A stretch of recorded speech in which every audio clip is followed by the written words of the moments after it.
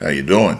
Welcome to Blurty Reflections, where we talk about movies, games, books, and whatever else in the media that just strikes our fancy. And this week we're going to be looking at the Wheel of Time series, in particular the show, and we're going to talk about adaptations as usual. Now, look, folks, most of the people out there who we all have our fandoms, the books that we read, and as we read things, I think the big issue that I'm seeing with it as far as visual adaptations go is that when I read a book, I picture things in my mind and I have a set vision. And that set vision that I have, it might not even be the same as someone else's. No matter how descriptive that author is, we all have different ways we picture things. And I kind of think when it was first announced that there was a Wheel of Time show on Amazon, there was a lot of excitement, but there was also a lot of concern. And I think a lot of those concerns ended up being warranted. I'll say right off, I wasn't a fan of the show. I thought the show had some really good, strong points. We're going to get into that. But I kind of felt like if this was a show they wanted to do, I kind of wonder if they should have called it Wheel of Time.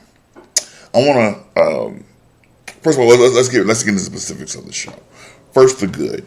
I think one of the things I liked the most about the show was the acting. I have to say, overall, every actor on the show impressed me. And it was kind of sad that one of the better actors I saw on the show was a character they introduced that's not in the books. The actor that played the warder, I can't think of the character's name because he's not in the books. Anyway, my point being, if you've watched the series, you'll know what I'm talking about. I'm going to take a pause real quick and just say, yes, this video is going to be full of spoilers, and I apologize ahead of time that I didn't say that. We'll try to be a little bit more careful about that in the future. But the acting was great. The costumes were great. I feel like the actor who played Rand, when I saw him, the first time you see him on screen, you know that's Rand. You know that's Rand al'Thor. And like I said, there are spoilers for Dragon Reborn. He was tall, he had the look, he could act, and I thought this was really promising. I like the actors that played Perrin, I like the actors that played Matt. I'm one of the few people that actually likes Nineveh, and I think that has to do with a lot. Okay, we're going to talk about comics at some point, and my favorite comic is X-Men, and my favorite X-Man is not Wolverine, y'all. My favorite X-Men character happens to be Cyclops. And people say, why? Oh, he's just a nerd. Da, da, da. Cyclops is the character that, no matter what, the X-Men are his people. And I think Jonathan Hickman did a really good job in the recent issue where he's a hero. He wants to do the right thing. And that makes him a Boy Scout, but I kind of feel like, and I don't want to get too deep into X-Men, but we will be doing some X-Men talk and X-Men casting once we get this editing down and my camera situation worked out. But I say all that to say, I know a lot of people don't like the character, and I kind of think that that's something that, as far as she goes, they had to come with age. When I first read the books about 20 years ago, I didn't feel that way. But over time, you kind of see her point of view. Here she is. She considers herself the protector of these three, well, pretty much everybody, the whole Edmondsfield village, honestly. And these strangers are showing up, and they're causing problems. It's on her. She feels it's her duty, by virtue of her status and what she does, to say something. And to me, I feel like it's easy to come down hard on somebody like that, because sometimes a leader has to make hard choices, and Cyclops and Nineveh do that. They make the hard choices, and it's not popular, and it's not something that is going to get you to use social media terms, likes. It's, but I don't want to spend too much time talking about her. But the good, I think the actress who played Genevieve nailed it. The cast was diverse, and I know that there are going to be different views on that. As I understand it, though, Jordan kind of pictured the cast as being somewhat diverse. So I didn't have a problem with that. I know some people probably are, but I don't know. I don't want to get too much into that, except for to say, grow up. But I mean, the writing in some places was very good on this, and so I can't say that the writing was all in all bad. There were some bright moments. There were some scenes. I think my favorite scene was when we see Rand's mother, while pregnant with him, doing battle, and it was one of the best fighting scenes I think I've ever seen in any medium. I would say one of the best. I'd put it in my top 10. Anyway, but that's the good. Let's look at the bad. I wish I had a copy of the books with me, and believe it or not, on my shelf I don't. But the first Wheel of Time book, and I should say, a lot of the books that I own are owned on Kindle, and so so not every book I have read or am in the middle of reading is on this shelf. But I will say, having said that, 8 episodes is not enough to handle the first book. And what I believe his name is Ray Jenkins, is the showrunner. What he tried to do was to take the first 2 books and combine them into one show, and it didn't fit. No matter what you think, no matter how much you like if you are a fan of the show, I think most of the people who are fans of the show haven't read the books, which gets me back to adaptations. But you can't give the story justice. There's too much that was cut out, and I will admit, reading Robert Jordan, it can be a chore. He spends 2 pages describing how a house looks on the outside, and it has nothing to do with the story. It's just one of those things. So there's some room to cut some fat, definitely, but I think that still, even without the fat in that story, I think that there is still room to have completed, to stick to landing, and I don't feel like he did, especially towards the end. I felt like the changes that were made, aside from the scene with the warder, with the one warder who we see him deal with depression after losing his Aes, and it was really some of the best acting there was. But if you only got 8 episodes, you don't have room for that, and that's a pity. And I think that actor was wasted, honestly, in that part, because he kind of showed that he probably should have had a bigger part. Having said that, that's pretty much my bad. I felt like the series was too short, and I also felt like a lot of the changes that were made weren't needed. And even as good as those episodes, the 2 episodes that, or 1.5 episodes that dealt with that warder, was good television. I'll give it that. If you don't, I kind of felt like they did that, but at the cost of the whole story, and I kind of felt like that was a mistake. And if maybe Amazon and Jeff Bezos, I know you're a fan. If you're watching this, I would say, go ahead. Let's go up. Let's take it to 12 episodes, 13 episodes, and let the story kind of and give Rick a chance to tell the story. Everything I've read made it seem like Rake was actually excited about it. This wasn't like with Game of Thrones with Dan and Dave toward the end, where they were just trying to get a paycheck. I kind of feel like Rake actually was trying to do something good. I just kind of felt like he fell short in a lot of ways. And now let's deal with the ugly, and this is where I'm I might get some dislikes, and well, that happens. But I kind of feel like we're in a day and age where everybody wants. I think it's two things that should be a good thing for a story have become bad, and when people hear the term strong female character, they don't think of all the good examples. They think of Rey from the Star Wars sequels, and I kind of feel like this show. So, all right, so I'm gonna I've already let the cat out of the bag. Rand is the Dragon Reborn, and having said that, I want to see him do more as the Dragon Reborn. In the books, he's flying around at the end. I mean, it's you really get a sense of the power that he has. Here, it was kind of just a matter of him holding his hand out and shooting out energy blasts at the end. I mean, it was not well thought out. Things that he does in the books, they gave to other characters. Invariably, it was usually the Egwene and Genevieve. And I kind of just felt like Egwene and Genevieve have plenty to do in this series. They don't need to take from Rand. At the same time, Rand has plenty to do. But right now, if I had never read the books and just watched this show, I would be like, wait, Rand's the Dragon Reborn? Why?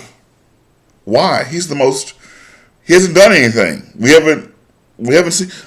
I hope the Dragon Reborn is supposed to be powerful. He don't look that powerful, but that's what they gave us. And I think that I hope these criticisms are taken in consideration next year.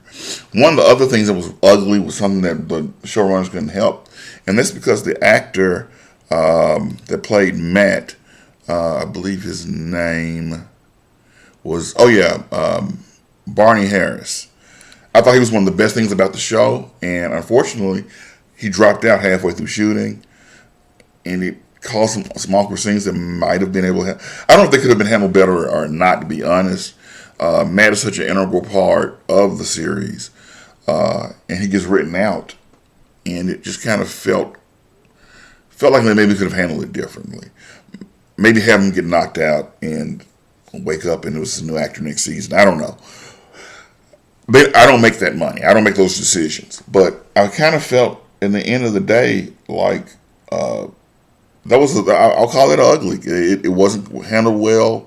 And I kind of would really like to know why Barney Harris stepped away. I'd like to know, because I kind of wonder if he looked at the script and maybe he read the books and kind of decided. I mean, that's the fanboy in me thinks, and I'm sure there's got to be other reasons. But all in all, I wasn't impressed with the series overall. My rating system is not in place yet. I've got ideas. It's probably going to be something based off Star Wars. I haven't figured it out yet. But on a scale of 1 to 5 stars, I got to give this a 1.5. There were some good parts. No, I'll give it a 2. Just because the acting was so good overall, there was no point. One more ugly I want to throw out there, and I kind of mentioned this last time, and that was the Game of Thrones. I'm going to call it the Game of Thrones-ifying of the show. I felt like I kind of felt like what they were trying to do. I understand, and some of the changes I got. I mean, in the books, you have Rand and Egwene. They're attracted to each other, and they're very shy, and they won't talk to each other, and they have a hard time talking to each other and communicating their feelings. And in the show, they're sleeping together. And while there's no graphic sex scenes, I think they upset some watchers, some viewers. I felt like it made sense. It was one of the few changes I can defend, but at the same time, when we look at some of the other things that they did, the scene with Moraine and I can't pronounce the character's name, Siouan, the ambulance seat. In the book, it's implied that they were pillow Pillow Friends, I think was what they were called. Basically, when they were young, they experimented with each other. In on the show, they still experiment, y'all. And I tell you what, it was more than I expected to see, and I didn't see where it fulfilled the purpose. Just if they wanted to show that, maybe they could have shown it as a flashback to kind of let us know how close they were, and then with the events that unfold with Moraine having to leave, and it affecting Siyuan so much. I kind of felt like they could have just done it as a flashback, but having it happening now is a little bit weird because the Moraine in the books is too focused, really, on the coming war to really. I don't see her doing that. And let's get the cat out of the bag. If she had been a man, I still would say the same thing. And I'm not somebody who cries when he sees a sex scene, but I will say, I like for it to mean something. I like for it to count. And I kind of felt like that was a lot of time spent on something that could have been done better, could have been handled better. That being said, I'm looking at this from the lens of someone who's read most of the books. I'm not going to lie. I didn't finish. I was young, and I do plan on picking it back up. It may even be a read-along once we get the Twitch channel going. That being said, I want to switch gears a little bit and talk more about adaptations in general. I think the first time that I can ever remember seeing an adaptation that I was really looking forward to was the X-Men movies. And I remember going to the theater, and I remember the friends I went with, and some of them are watching this video right now. Shout out to all of you. And what I noticed was as I'm watching this,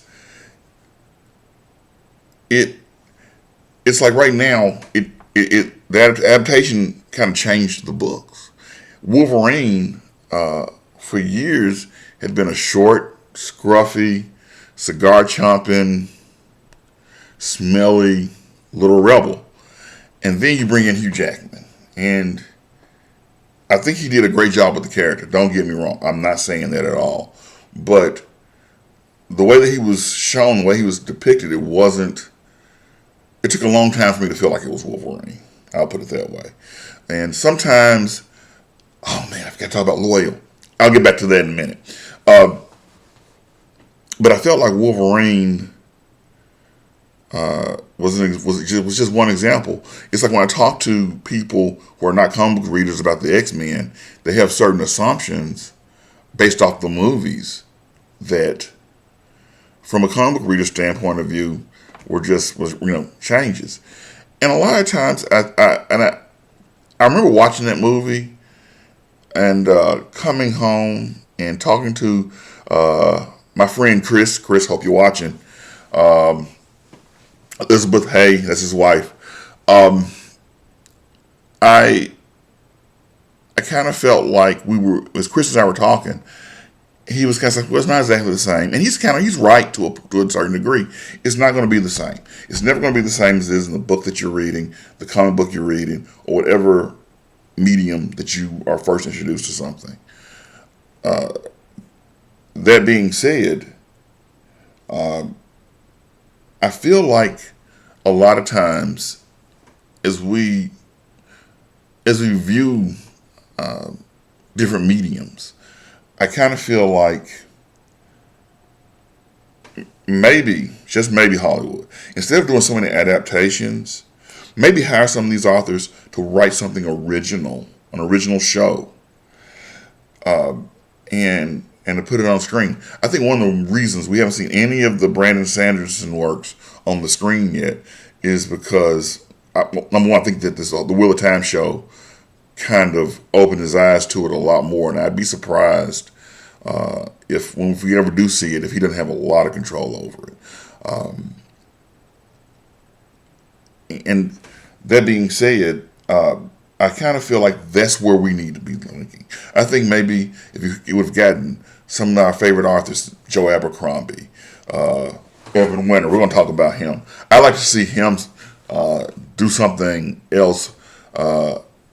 Something for television maybe, and have these writers do something where, as a fan, I can sit down and watch it. As a fan of their works, I can sit down and watch it along with somebody who's never read it, and it's something new. And I'm not getting upset because they've done whatever, cut out some of my favorite scenes or important the things I think that were integral. Instead, I'm watching something brand new with fresh eyes, and I can enjoy it with my non-book readers. Instead of me sitting there being upset, we can all enjoy something new, assuming it's good, and maybe that's where Hollywood needs to go, instead of trying to adapt everything, because invariably you're going to wind up with someone's going to be upset. Well, fans of that work are going to be upset, and I think it just makes the community toxic. I think the talk around Wheel of Time is one sign of it, and the thing about Wheel of Time is, I think if Wheel of Time would have been better, I think a lot of the negative things we're hearing about the new Lord of the Rings show probably wouldn't be as loud. So I say all that to say, I think all these books, I'm always going to have them. The Game of Thrones, Song of Ice and Fire books. I mean, we all know how season 8 was. I'm not going to beat that dead horse, but I will say that after watching it and then comparing to the books, the books are better. There were a few changes that they made, and I have some thoughts about that show, and they're not all bad, but I felt like with Game of Thrones, the show, it was a bad idea to start when they did it, honestly. They should have given Martin the chance to finish the works. And I think one of the reasons the next book is taking so long is that some of the ideas he had, and after watching the show, he's now apprehensive about how to move forward with it, and I can understand that. But that's a topic for a whole nother show. But what do you think? Do you think Hollywood should continue pumping out poorly done adaptations, or would we like to see something new, something fresh? I feel like a writer like Brandon Sanderson, for instance. By the way, that guy, does he ever sleep? He just announced that he wrote like 3 books because he was bored today on his YouTube channel. 3 books? Wow. I've been working on the same book since I was a kid. So, shout out to Brandon Sanderson. Not that he's ever going to watch this. But I say all that to say, what do you think? Do you think do we need more adaptations, or maybe should adaptations be more faithful? Should the writers have a bigger hand in what's going on? Or do we want new stuff, new fresh stuff? Leave this, the great thing about owning these books, they can do a bad adaptation. They did a bad adaptation of, at least towards the end, of Song of Ice and Fire. But I still got those books. I'll always have those books. And I'll be able to give them to if I have kids, I'll be able to give them to my kids one day, or I always have them, reflect on them, look back, and remember how much I enjoyed them, and how what they meant to me, and those images that I have built in my mind. They're always going to be there. So I just want to say, I just want to suggest that everybody out there, we just need to, I try to enjoy things. I want things to be good. I don't get excited about going out and trashing somebody else's work, because one, when you haven't finished your work yet, and they have, it's hard for me to make fun of them.